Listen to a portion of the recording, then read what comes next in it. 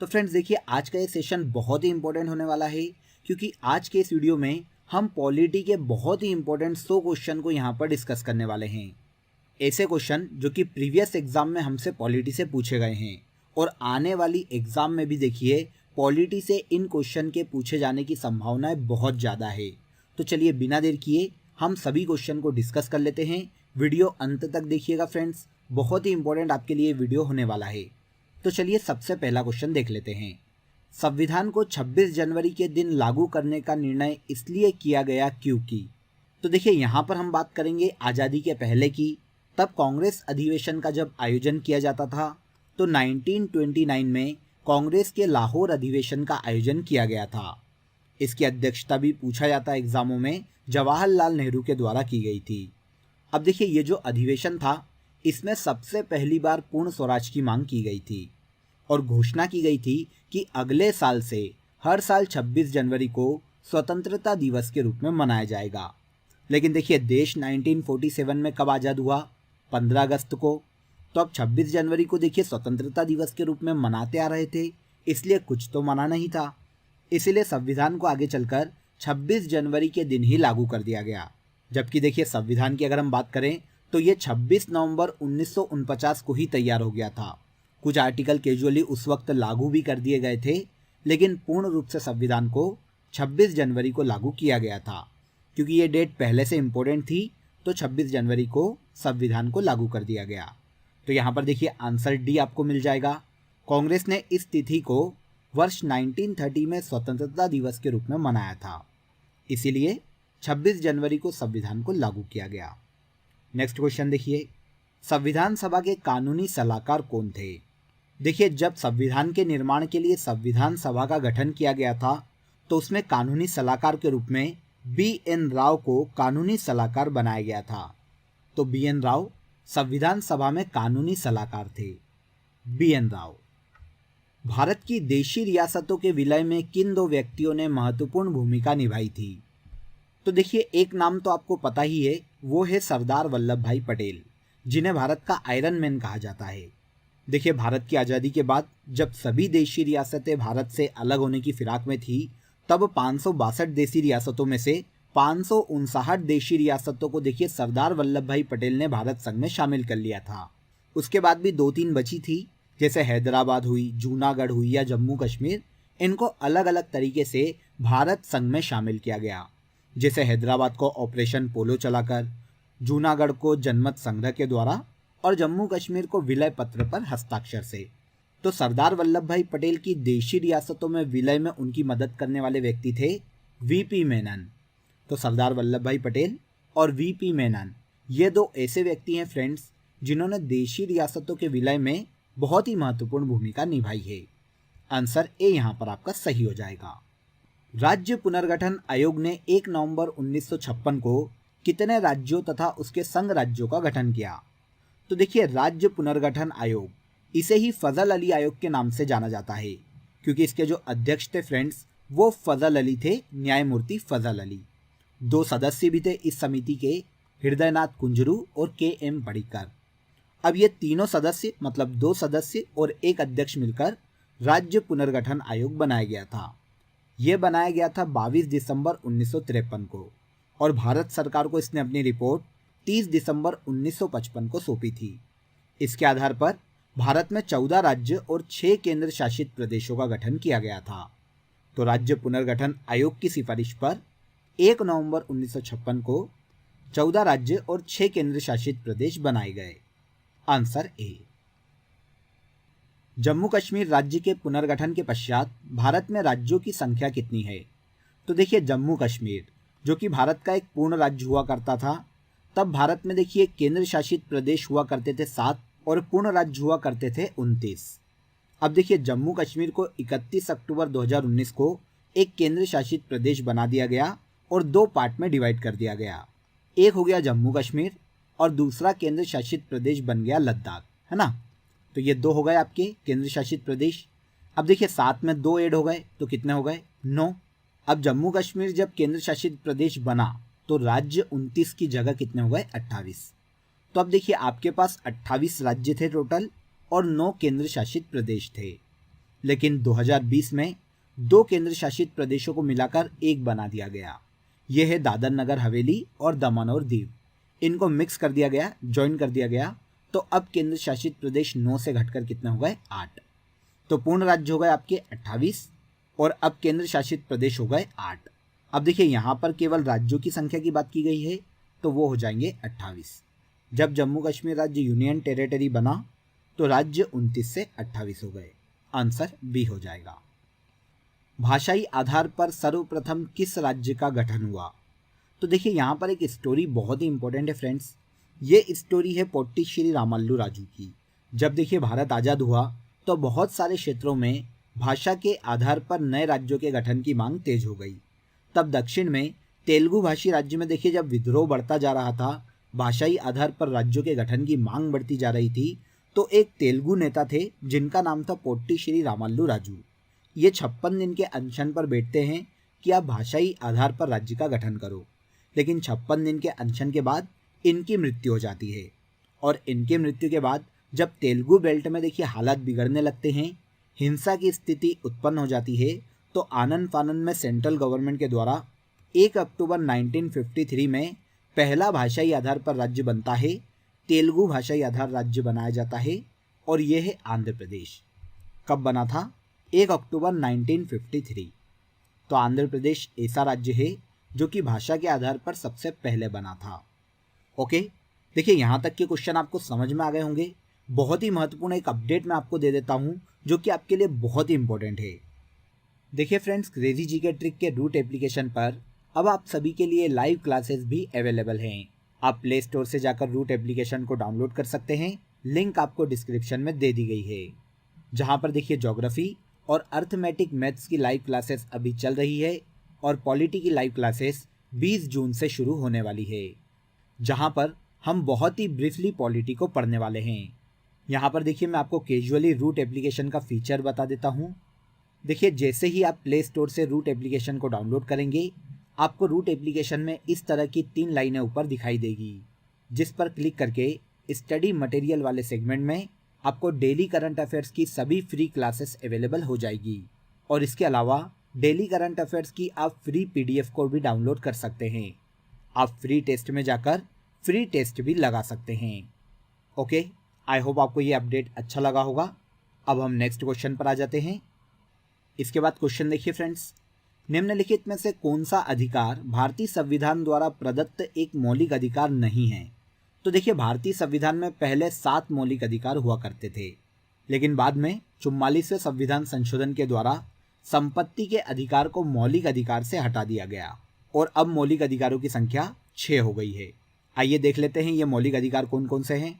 तो देखिए सबसे पहले है समता का अधिकार, जो कि संविधान के आर्टिकल 14 से 18 तक उल्लेखित है। दूसरा है स्वतंत्रता का अधिकार 19 से 22 तक। तीसरा है शोषण के विरुद्ध अधिकार, जो कि संविधान के आर्टिकल 23-24 में उल्लेखित है। चौथा है धर्म की स्वतंत्रता का अधिकार 25 से 28 तक। पांचवा है संस्कृति और शिक्षा संबंधित अधिकार 29 और 30 आर्टिकल में। और संवैधानिक उपचारों का अधिकार, जो कि आर्टिकल 32 में उल्लेखित है। देखिए संपत्ति का अधिकार संविधान के आर्टिकल 31 में उल्लेखित था, जिसे 44वें संविधान संशोधन के तहत हटा दिया गया। तो अब संपत्ति का अधिकार मौलिक अधिकारों में शामिल नहीं है। प्रेस की स्वतंत्रता किस अधिकार में निहित है? तो देखिए प्रेस की स्वतंत्रता, बोलने की स्वतंत्रता, अभिव्यक्ति की स्वतंत्रता या भाषण देने की स्वतंत्रता, ये सब एक ही है और ये आपका मौलिक अधिकार है। तो ये भाषण की स्वतंत्रता के अंतर्गत आर्टिकल 19 में उल्लेखित है। अगर देश में इमरजेंसी डिक्लेयर होती है फ्रेंड्स, तो आर्टिकल 19 अपने आप विलुप्त हो जाता है। तब आप भाषण नहीं दे सकते, आपकी अभिव्यक्ति की स्वतंत्रता खत्म हो जाती है। प्रेस की स्वतंत्रता पर बाउंडेशन लगा दिया जाता है, ये अपनी मर्जी से कुछ भी नहीं छाप सकता और ऑलमोस्ट आप इन सभी इकाइयों को बंद ही मान के चलो अगर देश में इमरजेंसी डिक्लेयर है तो, है ना। तो ये भाषण की स्वतंत्रता के अंतर्गत आर्टिकल 19 में सम्मिलित है। आंसर ए हो जाएगा। निम्नलिखित में से किसको संविधान द्वारा मौलिक अधिकारों के संरक्षण की शक्ति दी गई है? तो देखिए आपके मौलिक अधिकार तब तक ही बने रहेंगे फ्रेंड्स जब तक आपके साथ हाई कोर्ट और सेंट्रल में सुप्रीम कोर्ट है, क्योंकि इन दोनों को भारतीय संविधान के तहत मौलिक अधिकारों के संरक्षण की शक्ति दी गई है? तो सर्वोच्च न्यायालय एवं उच्च न्यायालय के संरक्षक है। सुप्रीम कोर्ट आर्टिकल 32 के तहत देखिए मौलिक अधिकारों का संरक्षक है। और हाई कोर्ट की बात करें तो ये भारतीय संविधान के आर्टिकल 226 के तहत मौलिक अधिकारों की रक्षा करता है और मौलिक अधिकारों के उल्लंघन पर ये दोनों रिट जारी कर सकते हैं। लाइव क्लासेस में हम इन पर बहुत ही डिटेल में डिस्कस करेंगे। तो अगले क्वेश्चन पर आ जाते हैं। भारतीय संविधान में राज्य के नीति निर्देशक तत्वों की संकल्पना किस देश के संविधान पर आधारित है? तो देखिए मैं आपको कैजुअली बता देता हूँ कि किस देश के संविधान से हमने क्या क्या एडॉप्ट किया है, क्योंकि देखिए एक बहुत ही फेमस जुमला भारतीय संविधान के लिए कहा जाता है कि भारतीय संविधान उधार की एक टोकरी है। नॉर्मली यूपीएससी के एग्जाम में जब मेंस का क्वेश्चन लिखने के लिए आता है तो ये पूछा जाता है कि इस पर टिप्पणी कीजिए कि भारतीय संविधान उधार की एक टोकरी है।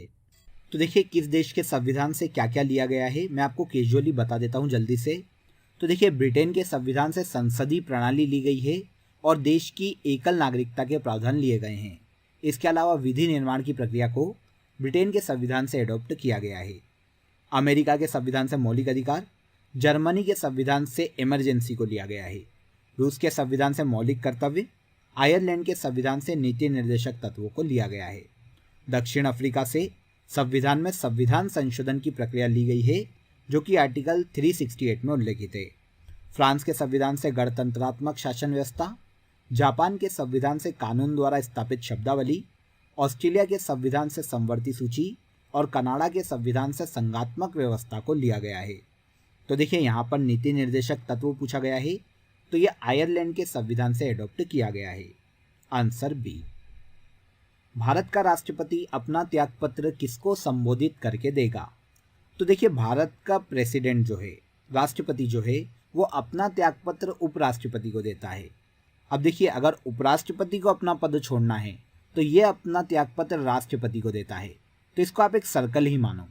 राष्ट्रपति अपना त्यागपत्र उपराष्ट्रपति को और उपराष्ट्रपति अपना त्यागपत्र राष्ट्रपति को सौंपता है। तो राष्ट्रपति अपना त्यागपत्र उपराष्ट्रपति को देने वाला है।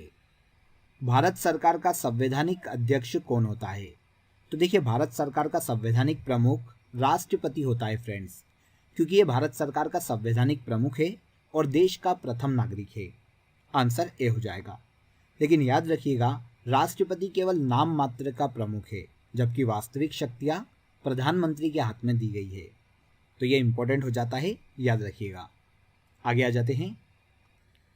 निम्नलिखित में से किसे भारत के राष्ट्रपति के रूप में निर्विरोध चुना गया था?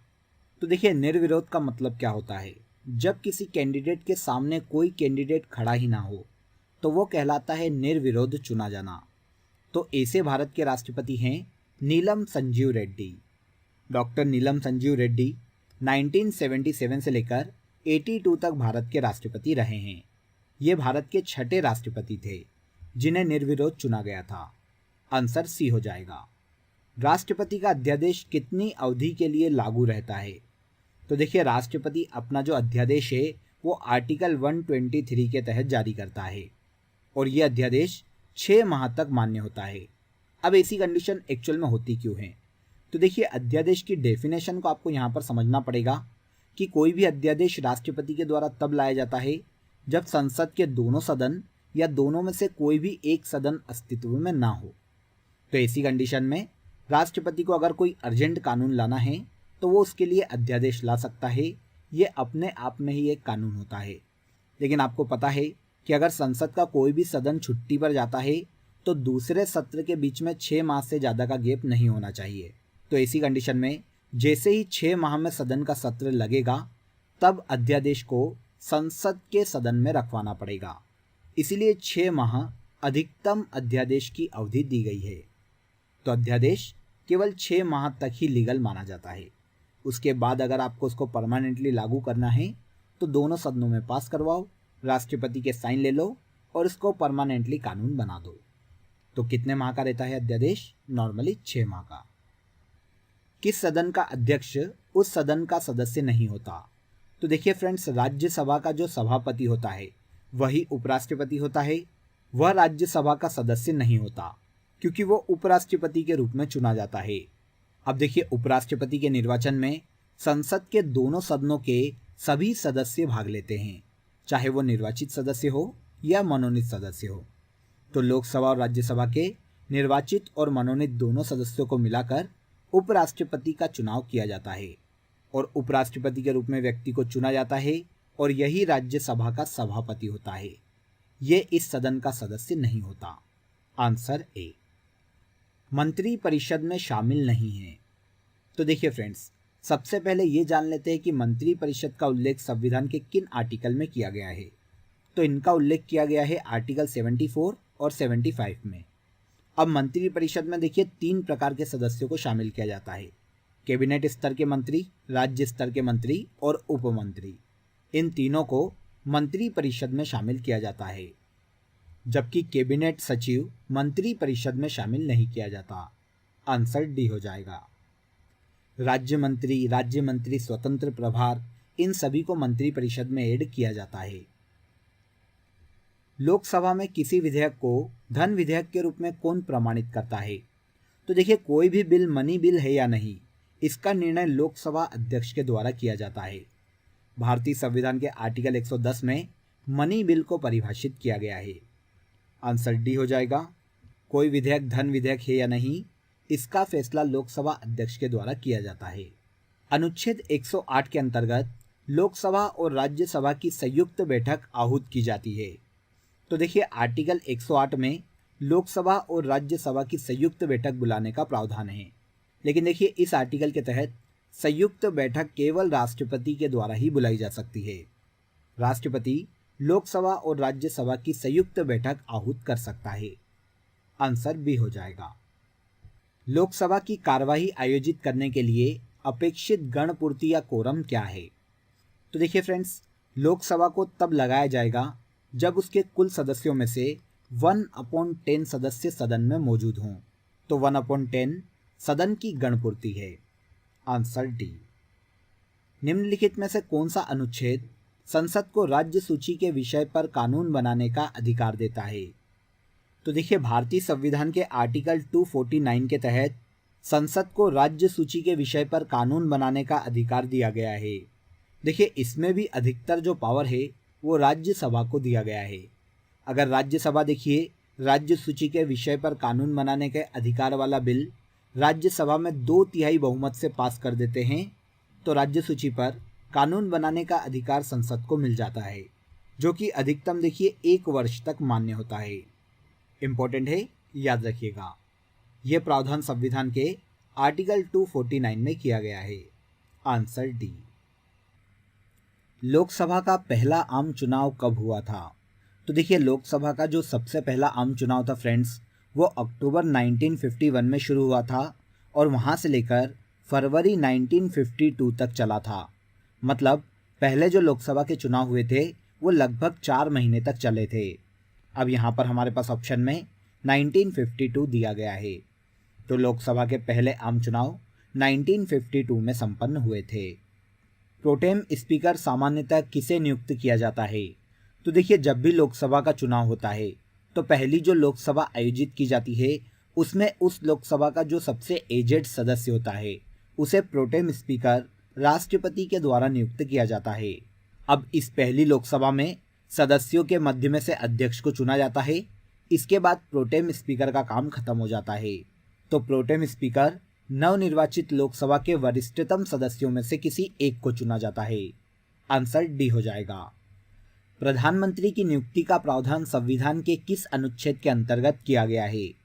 तो भारतीय संविधान के अनुच्छेद 75 में फ्रेंड्स प्रधानमंत्री की नियुक्ति राष्ट्रपति के द्वारा की जाती है। Answer C. और इसके अलावा जो अन्य मंत्री हैं उनकी नियुक्ति भी राष्ट्रपति प्रधानमंत्री की ही सिफारिश पर करता है। सरकारिया आयोग का गठन किस विषय पर सुझाव देने के लिए किया गया था?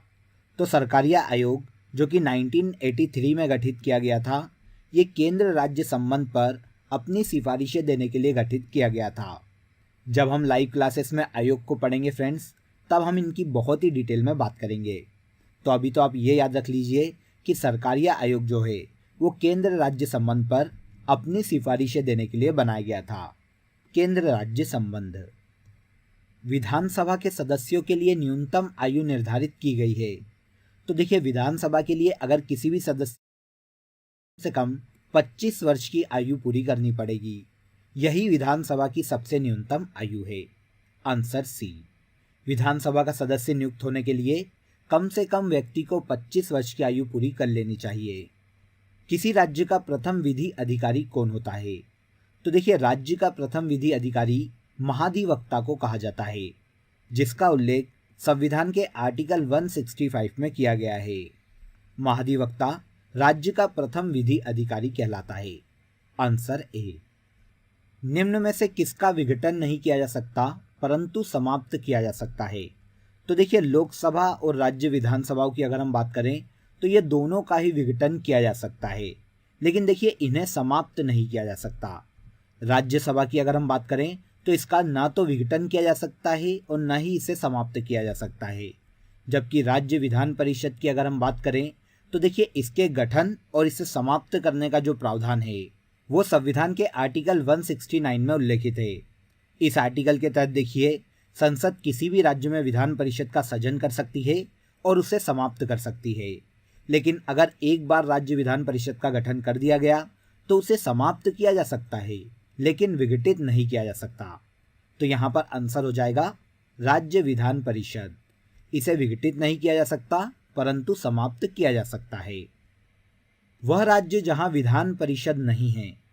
तो देखिए यहाँ पर 4 ऑप्शन दिए गए हैं और हमें बताना है कि कहाँ पर विधान परिषद नहीं है, क्योंकि देखिए विधान परिषद राज्य की इच्छा पर छोड़ दी गई है। अगर राज्य चाहे तो विधान परिषद का गठन करे, अन्यथा छोड़ दे। तो अभी देखिए वर्तमान में 6 राज्यों में विधान परिषद अस्तित्व में है। आंध्र प्रदेश, बिहार, कर्नाटक, उत्तर प्रदेश, महाराष्ट्र और तेलंगाना। ये 6 ऐसे राज्य हैं जहां पर वर्तमान में विधान परिषद है। अब यहाँ पर आप ऑप्शन देख लीजिए फ्रेंड्स। राजस्थान एक ऐसा राज्य है जहां पर विधान परिषद नहीं है। Answer B. भारतीय संविधान नागरिकों के लिए आर्थिक न्याय किसके माध्यम से सुनिश्चित करता है? तो भारतीय संविधान में देखिए आर्थिक न्याय की जो अवधारणा है वो राज्य के नीति निर्देशक तत्वों में उल्लेखित की गई है। तो राज्य के नीति निर्देशक तत्वों में नागरिकों के लिए आर्थिक न्याय को परिभाषित किया गया है। Answer D. संविधान सभा में यह किसने कहा था कि राज्य के नीति निर्देशक सिद्धांत किसी बैंक में दे उस चेक की तरह हैं जिनका भुगतान बैंक अपनी सुविधा के अनुसार करता है? तो ये कथन है फ्रेंड्स के.टी. शाह का। क्योंकि देखिए राज्य के नीति निर्देशक सिद्धांत राज्य चाहे तो लागू करे, अन्यथा छोड़ दे। अगर राज्य लागू नहीं करता तो कोई भी नागरिक इसके खिलाफ न्यायालय नहीं जा सकता। इसी तरह देखिए ये बैंक में उस देय चेक की तरह है जिसका भुगतान बैंक अपनी सुविधा अनुसार करता है। अब बैंक चेक का भुगतान करना चाहे तो करे, अन्यथा छोड़ दे। ये कथन राज्य के नीति निर्देशक सिद्धांत के लिए के.टी. शाह के द्वारा कहा गया था।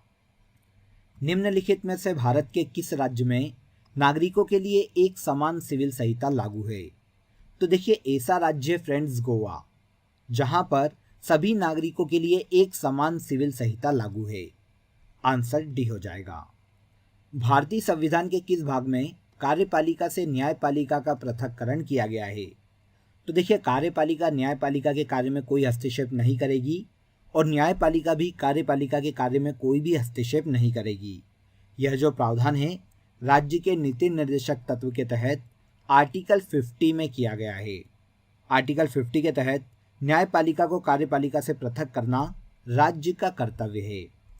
तो किस में उल्लेखित है? नीति निर्देशक तत्वों में। लाल बहादुर शास्त्री कब से कब तक भारत के प्रधानमंत्री पद पर रहे थे? तो देखिए लाल बहादुर शास्त्री 1964 में भारत के प्रधानमंत्री बने थे और 1966 में इनकी मृत्यु हो गई थी। तो 1964 से लेकर 1966 तक ये भारत के प्रधानमंत्री के पद पर रहे थे। जवाहरलाल नेहरू के बाद ये भारत के दूसरे प्रधानमंत्री थे। Answer A. राष्ट्रपति की मृत्यु के कारण उत्पन्न हुई आकस्मिक रिक्तता के दौरान राष्ट्रपति के रूप में कौन कार्य करता है? तो देखिए फ्रेंड्स, अगर राष्ट्रपति किसी भी कारण से अपने पद पर नहीं है, चाहे उनकी मृत्यु हो जाए, चाहे वो छुट्टी पर चले जाएं या फिर अपने पद से त्यागपत्र दे दें, तो ऐसी कंडीशन में देखिए भारत के उपराष्ट्रपति राष्ट्रपति के पद का निर्वहन करते हैं। तो कौन करता है? उपराष्ट्रपति। Answer B. रामनाथ कोविंद ने 25 जुलाई 2017 को भारत के कौन से राष्ट्रपति के रूप में पद ग्रहण किया था? तो देखिए, रामनाथ कोविंद 2017 में भारत के 14वें राष्ट्रपति बनाए गए थे। निम्नलिखित में से किसे महाभियोग की प्रक्रिया के द्वारा हटाया जा सकता है? तो देखिए फ्रेंड्स, भारतीय संविधान के आर्टिकल 61 के तहत राष्ट्रपति को महाभियोग की प्रक्रिया के द्वारा हटाया जा सकता है। तो संविधान के आर्टिकल 61 के तहत भारत के राष्ट्रपति पर महाभियोग लाया जा सकता है। राष्ट्रपति अपने पद से त्यागपत्र देना चाहे तो वह किसे देगा? तो देखिए, एक सर्कल को यहाँ पर आप समझिए। अगर राष्ट्रपति को अपने पद से त्यागपत्र देना है तो वह उपराष्ट्रपति को अपना त्यागपत्र देकर अपना पद छोड़ सकता है। सेम कंडीशन में अगर उपराष्ट्रपति अपने पद से त्यागपत्र देना चाहे तो वह राष्ट्रपति को अपना त्यागपत्र देकर अपना पद छोड़ सकता है। तो इस सर्कल को याद रखिएगा। राष्ट्रपति अपना त्यागपत्र उपराष्ट्रपति को और उपराष्ट्रपति अपना त्यागपत्र राष्ट्रपति को देता है। तो राष्ट्रपति किसे देगा? उपराष्ट्रपति को। भारत में सबसे बड़ा कानूनी अधिकारी किसे माना जाता है? तो देखिए, जैसे राज्य में महाधिवक्ता होता है फ्रेंड्स, वैसे ही सेंट्रल गवर्नमेंट के पास महान न्यायवादी होता है, जिसका उल्लेख भारतीय संविधान के आर्टिकल 76 में किया गया है। भारत का महान न्यायवादी भारत का सबसे बड़ा कानूनी अधिकारी होता है, महान न्यायवादी। इसके बाद देखिए, भारतीय संविधान के दोनों सदनों की संयुक्त बैठक को कौन बुला सकता है? तो देखिए, प्रीवियस क्वेश्चन में ही हमने इस पर डिस्कस किया था। संविधान के आर्टिकल 108 के तहत राज्यसभा और लोकसभा के संयुक्त बैठक का प्रावधान किया गया है, जिसे बुलाने का अधिकार भारत के राष्ट्रपति को है। तो भारत का राष्ट्रपति संसद के दोनों सदनों की संयुक्त बैठक बुला सकता है। भारत में उपराष्ट्रपति निर्वाचित होता है। तो देखिए, भारत में उपराष्ट्रपति के निर्वाचन की जो प्रक्रिया है वो संविधान के आर्टिकल 66 में उल्लेखित है। इस आर्टिकल के तहत संसद के सभी सदस्य मिलकर, चाहे वो निर्वाचित हो या मनोनीत हो, दोनों सदनों के निर्वाचित और मनोनीत दोनों सदस्य मिलकर उपराष्ट्रपति के निर्वाचन में भाग लेते हैं। तो यहाँ पर देखिए, संसद के सभी सदस्यों के द्वारा उपराष्ट्रपति का निर्वाचन किया जाता है। स्वतंत्रता के बाद भारत के पहले उप प्रधानमंत्री कौन बनाए गए? वेरी सिंपल, आप सभी को इसका आंसर पता होगा। स्वतंत्रता के बाद भारत के पहले उप प्रधानमंत्री और भारत के पहले गृह मंत्री सरदार वल्लभ भाई पटेल को बनाया गया था। सरदार वल्लभ भाई पटेल। भारतीय संविधान के अनुच्छेद 123 के तहत अध्यादेशों को जारी करने की शक्ति निम्नलिखित में से किसके पास है? तो देखिए फ्रेंड्स, यहाँ पर स्पेशली एक आर्टिकल का उल्लेख किया गया है और वो है आर्टिकल 123। संविधान के आर्टिकल 123 के तहत अध्यादेश जारी करने की जो शक्ति है वो राष्ट्रपति के पास है। राष्ट्रपति मंत्रिपरिषद की सिफारिश पर संविधान के आर्टिकल 123 के तहत किसी भी कानून पर अध्यादेश जारी कर सकता है। कौन कर सकता है? राष्ट्रपति। 1964 में जवाहरलाल नेहरू की मृत्यु के बाद भारत के कार्यवाहक प्रधानमंत्री कौन बने? तो ये बनाए गए थे फ्रेंड्स गुलजारी लाल नंदा। ये 2 बार भारत के कार्यवाहक प्रधानमंत्री बनाए गए हैं। पहली बार 1964 में जब जवाहरलाल नेहरू की मृत्यु हुई थी और दूसरी बार 1966 में जब लाल बहादुर शास्त्री की मृत्यु हुई थी। तो 2 बार गुलजारी लाल नंदा भारत के कार्यवाहक प्रधानमंत्री बनाए गए हैं। Answer D. भारतीय संविधान के अनुसार राष्ट्रपति पद की रिक्ति भरनी होती है। तो देखिए, राष्ट्रपति का पद अगर खाली हो जाता है फ्रेंड्स, चाहे उनकी मृत्यु हो जाए, चाहे वो छुट्टी पर चले जाएं या फिर अपने पद से त्यागपत्र दे दे, इन तीनों कंडीशन में अगर राष्ट्रपति का पद खाली होता है तो राष्ट्रपति के पद खाली होने से 6 माह के अंदर नए राष्ट्रपति का निर्वाचन हो जाना चाहिए। तो राष्ट्रपति का जो पद है वो 6 माह से ज़्यादा खाली नहीं रह सकता। Answer C. 6 माह के अंदर राष्ट्रीय निर्वाचन आयोग राष्ट्रपति के पद के चुनाव करवा लेगा। राष्ट्रपति का अध्यादेश लागू रह सकता है। तो देखिए, पहले भी इस क्वेश्चन पर हम बात कर चुके हैं। राष्ट्रपति का जो अध्यादेश है वो 6 माह तक लीगल रहता है। 6 माह। निम्नलिखित में से कौन देश के रक्षा बलों का सर्वोच्च सेनापति होता है? तो देखिए भारत के राष्ट्रपति देश के रक्षा बलों के सर्वोच्च सेनापति होते हैं। लेकिन देखिए संसद को राष्ट्रपति के द्वारा सैन्य शक्तियों के प्रयोग पर किसी भी प्रकार के नियम बनाने का अधिकार है। भारत के राष्ट्रपति भारत के रक्षा बलों के सर्वोच्च कमांडर होते हैं। वह देश के रक्षा बलों के कमांडर इन चीफ हैं। कौन है ये? राष्ट्रपति। निम्नलिखित में से कौन 2 बार भारत का राष्ट्रपति चुना गया है? तो देखिए अभी तक ऐसे व्यक्ति जो कि 2 बार भारत के राष्ट्रपति बने हैं फ्रेंड्स, बाबू राजेंद्र प्रसाद हैं, जो कि 1952 से लेकर 1962 तक 10 साल भारत के राष्ट्रपति रहे हैं। राजेंद्र प्रसाद। कौन पहली बार गैर राजनीतिक व्यक्ति राष्ट्रपति बना? तो ऐसा व्यक्ति जो कि देखिए राजनीति के बैकग्राउंड से नहीं था, फिर भी आगे चलकर भारत के राष्ट्रपति बने, ये थे डॉक्टर APJ अब्दुल कलाम, जिन्हें मिसाइल मैन के नाम से जाना जाता है। ये भारत के एक साइंटिस्ट थे फ्रेंड्स, जिन्हें भारत का राष्ट्रपति बनाया गया था। सन 2002 में APJ अब्दुल कलाम भारत के राष्ट्रपति चुने गए थे। Answer C. इसके बाद नेक्स्ट क्वेश्चन देखिए, राष्ट्रपति एवं उपराष्ट्रपति के निर्वाचन से संबंधित विवाद सर्वोच्च न्यायालय के किस अधिकार क्षेत्र के अंतर्गत आता है? तो देखिए राष्ट्रपति और उपराष्ट्रपति के निर्वाचन से लेकर अगर कोई भी विवाद उत्पन्न होता है तो संविधान के आर्टिकल 71 के तहत सुप्रीम कोर्ट उस पर निर्णय कर सकता है, और यह जो अधिकार है सुप्रीम कोर्ट का प्रारंभिक क्षेत्राधिकार है। लेकिन देखिए यहाँ पर याद रखिएगा, सुप्रीम कोर्ट राष्ट्रपति और उपराष्ट्रपति के निर्वाचन से संबंधित किसी भी विवाद पर तभी निर्णय ले सकता है जब चुनाव संपन्न हो चुके हों। चुनाव के पहले सर्वोच्च न्यायालय इन मुद्दों पर सुनवाई नहीं करता। तो कौन सा क्षेत्राधिकार है? प्रारंभिक क्षेत्राधिकार। उपराष्ट्रपति पदेन अध्यक्ष होता है, तो भारत का उपराष्ट्रपति राज्यसभा का पदेन अध्यक्ष होता है। उपराष्ट्रपति राज्यसभा के सभापति के रूप में कार्य करता है। क्लियर? यहाँ तक सभी क्वेश्चन आपको बहुत ही इजीली समझ में आ गए होंगे। अगले क्वेश्चन पर आ जाते हैं। उपराष्ट्रपति को उनके पद से हटाने की प्रक्रिया प्रारंभ कर सकता है। तो देखिए अगर उपराष्ट्रपति को उनके पद से हटाना है तो प्रस्ताव हमेशा राज्यसभा में ही लाया जा सकता है। बाद में उस पर लोकसभा की भी स्वीकृति आवश्यक है, लेकिन शुरुआत कहाँ से होगी? राज्यसभा से। भारत में कोई भी व्यक्ति अधिकतम कितनी बार प्रधानमंत्री बन सकता है? तो देखिए भारतीय संविधान में इसके बारे में कोई भी उल्लेख नहीं है, मतलब कोई भी सीमा नहीं दी गई है। कोई व्यक्ति कितनी बार प्रधानमंत्री बने, कितनी बार प्रधानमंत्री का चुनाव लड़े, इसकी कोई सीमा का उल्लेख नहीं है। Answer D.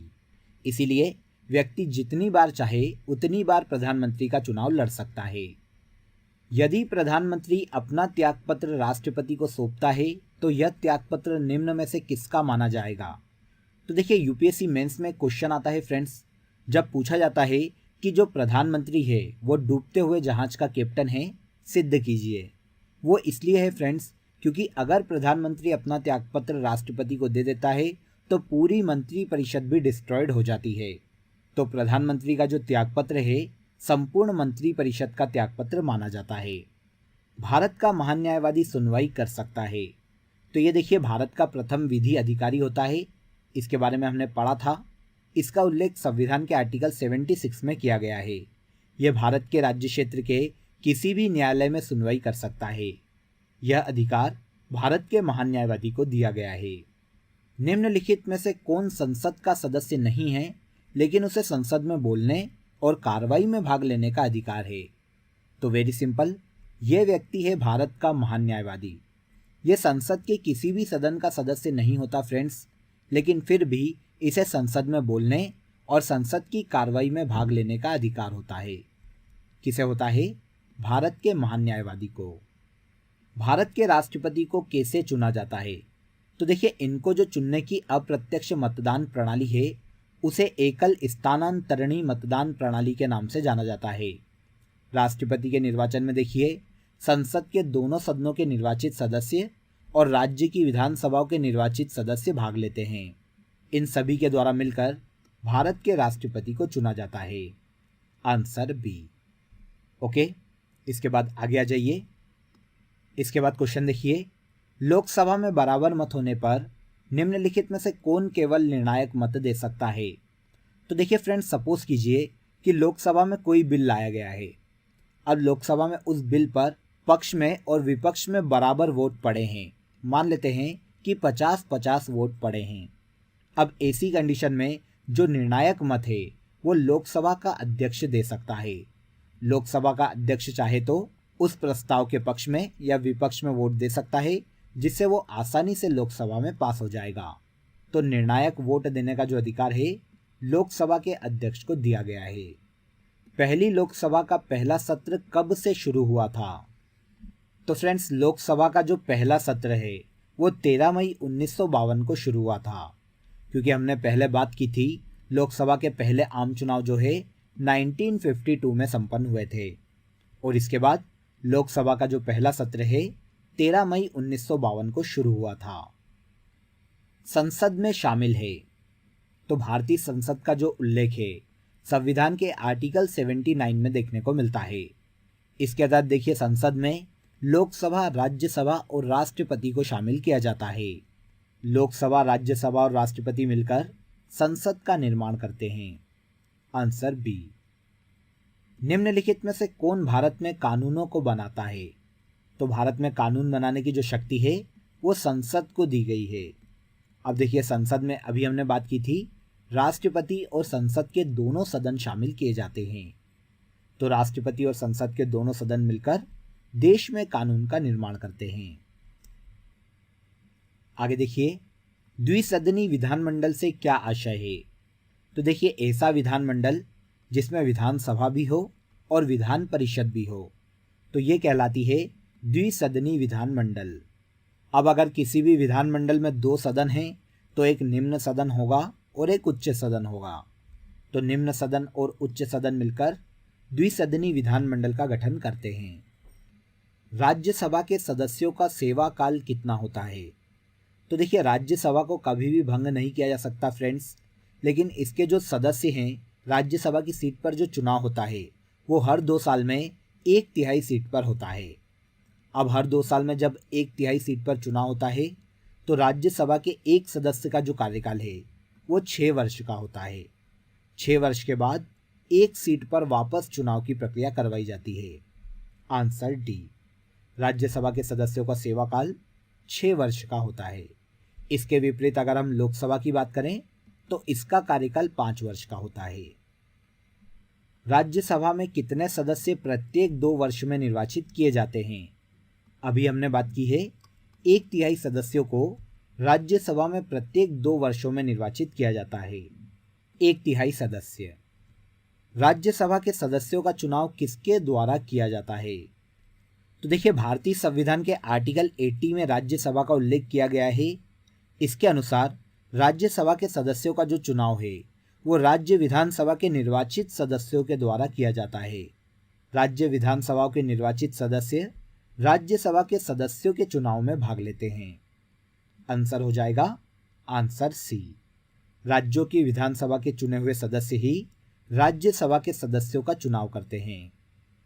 जनता का सदन को लोकसभा का नाम किस वर्ष दिया गया था? तो देखिए, भारत की लोकसभा को लोकसभा का जो नाम है वो 1954 में दिया गया था। इसके पहले इसे जनता के सदन के नाम से जाना जाता था। Answer A. लोकसभा के प्रथम अध्यक्ष कौन थे? वेरी वेरी इंपॉर्टेंट क्वेश्चन है फ्रेंड्स। काफ़ी एग्जामों में ये क्वेश्चन हमको देखने को मिलता है। लोकसभा के सबसे पहले अध्यक्ष जी.वी. मावलंकर थे। तो जी.वी. मावलंकर लोकसभा के पहले अध्यक्ष थे। निम्नलिखित में से लोकसभा की प्रथम महिला अध्यक्ष कौन है? तो देखिए, कांग्रेस पार्टी की मीरा कुमार लोकसभा की पहली महिला अध्यक्ष बनाई गई थी। ये 2009 से लेकर 2014 तक लोकसभा की महिला अध्यक्ष थी। तो पहली तो हो गई मीरा कुमार। इसके बाद देखिए, दूसरी महिला अध्यक्ष बनाई गई थी सुमित्रा महाजन। तो यहाँ पर पहली पूछी गई है, ये कौन है? मीरा कुमार। प्रोटेम स्पीकर का कार्य क्या है? तो शुरुआत में हम इस पर डिस्कस कर चुके हैं। लोकसभा के चुनाव के बाद जो पहली बैठक होती है वहाँ पर सदस्यों को शपथ ग्रहण करवाना और लोकसभा के अध्यक्ष का चुनाव करवाना, यह प्रोटेम स्पीकर का कार्य है। आंसर हो जाएगा आंसर सी। संविधान का कौन सा अनुच्छेद धन विधेयक से संबंधित है? तो देखिए भारतीय संविधान के आर्टिकल 110 में मनी बिल को उल्लेखित किया गया है। अनुच्छेद 110 में धन विधेयक परिभाषित है। लोकसभा में किसी विधेयक को धन विधेयक के रूप में मंजूरी निम्न में से कौन देता है? तो कोई भी बिल मनी बिल है फ्रेंड्स। फैसला लोकसभा अध्यक्ष के द्वारा किया जाता है। लोकसभा अध्यक्ष ही बता सकता है कि कोई बिल मनी बिल है या नहीं। Answer D. संसद के 2 सत्रों के बीच अधिकतम अंतराल की अवधि क्या है? तो देखिए फ्रेंड्स, अकॉर्डिंग टू कॉन्स्टिट्यूशन संसद के किसी भी सदन का अगर विघटन किया जाता है तो अगले सत्र को 6 माह के भीतर ही लगाया जाना जरूरी है। तो संसद के किसी भी सदन में 2 सत्रों के बीच का जो गैप है वो 6 माह से ज़्यादा नहीं हो सकता। Answer B. संसद में आधिकारिक विपक्षी दल के रूप में मान्यता प्राप्त करने के लिए उसके कितने सदस्य होने चाहिए?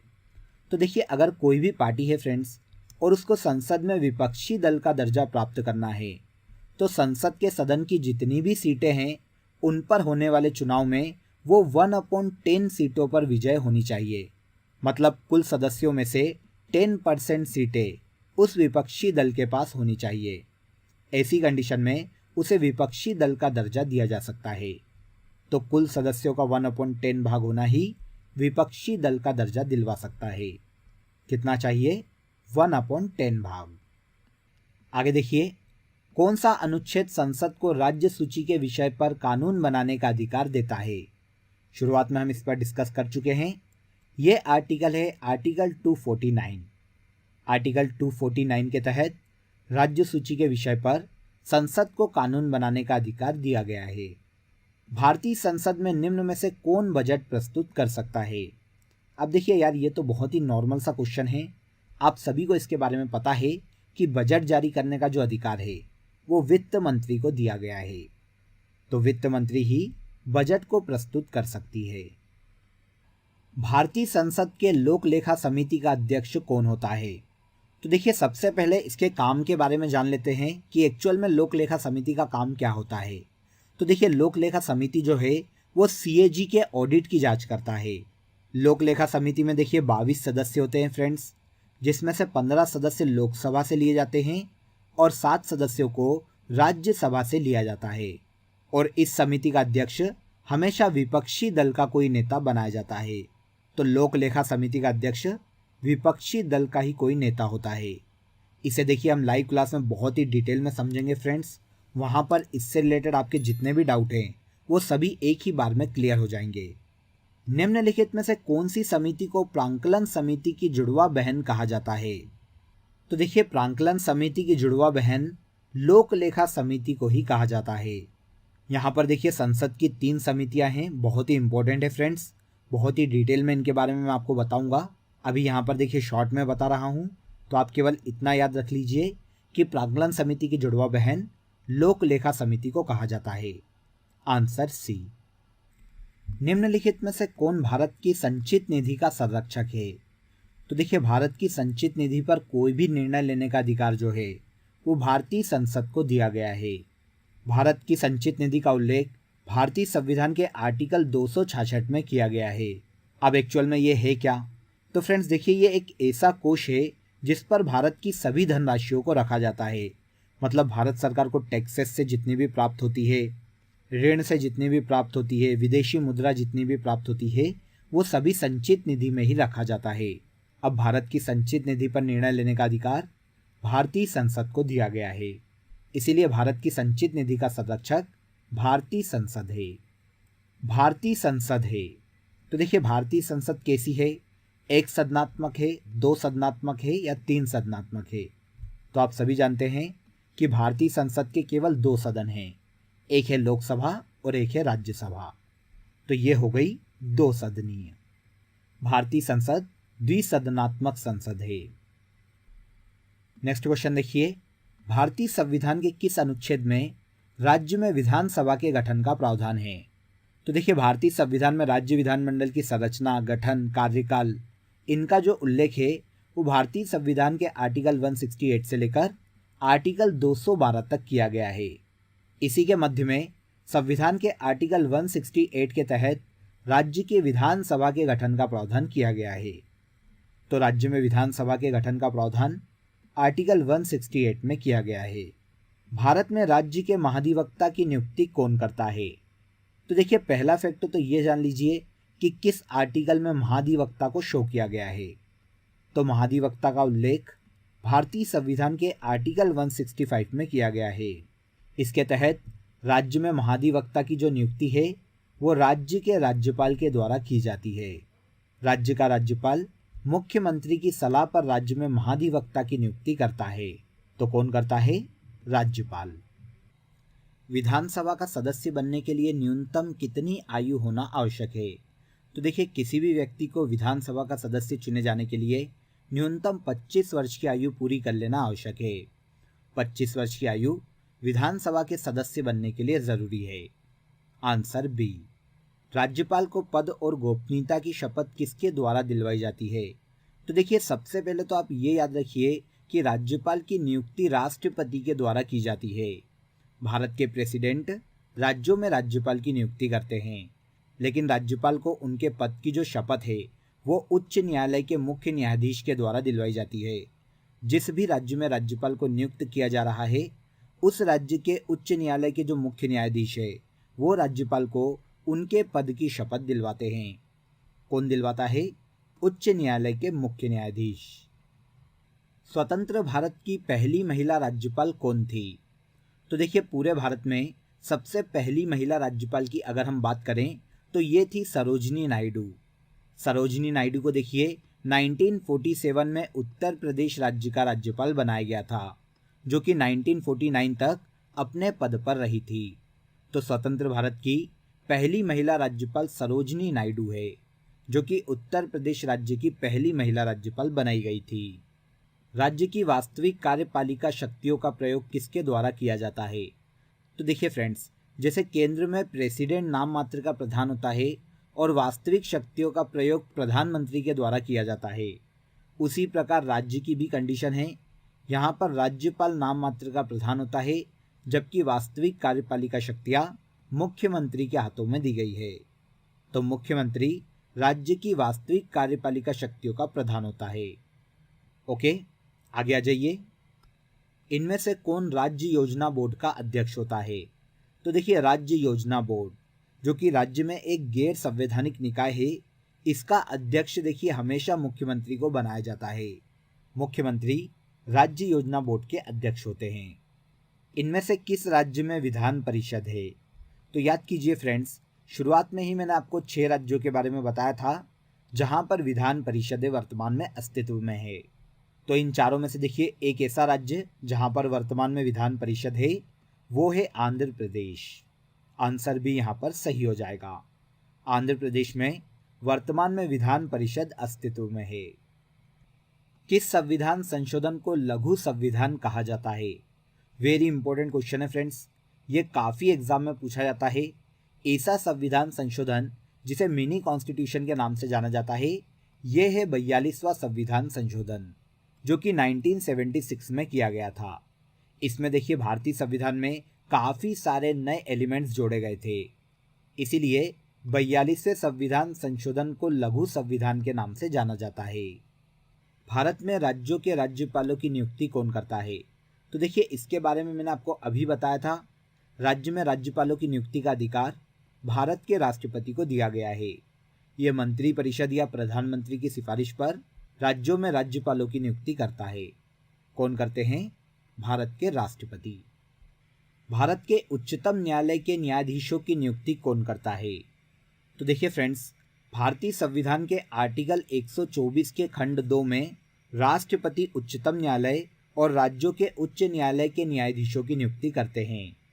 तो उच्चतम न्यायालय के न्यायाधीशों की नियुक्ति और राज्य में उच्च न्यायालय के न्यायाधीशों की नियुक्ति का अधिकार राष्ट्रपति को दिया गया है।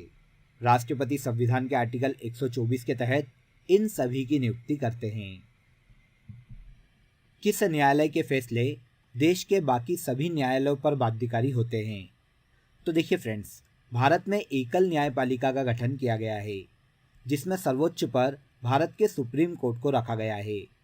इसीलिए भारत के सुप्रीम कोर्ट के जो फैसले हैं वो सभी न्यायालय को मानने पड़ते हैं और ये सभी न्यायालयों पर बाध्यकारी होते हैं।